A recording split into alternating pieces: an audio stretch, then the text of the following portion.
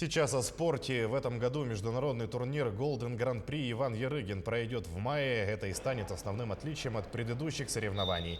Напомним, до этого турнир проводился в зимнее время. Республику на ярыгинском ковре представят 15 мужчин и 3 женщин. Также выступят и 2 легионера Арыян Тютрин и Андрей Бекренев, представляющие сборную команду Белоруссии. В центре спортивной подготовки «Триумф» идут подводящие тренировки. Некоторые борцы в настоящее время находятся во Владикавказе и уже завтра присоединятся к основному составу сборной Якутии. Турнир Ярыгина пройдет в Красноярске с 26 по 30 мая. Подготовка прошла достаточно хорошо.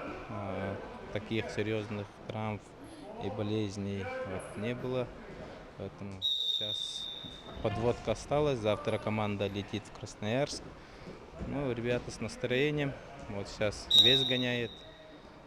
Посмотрим, настрой боевой. Там ребята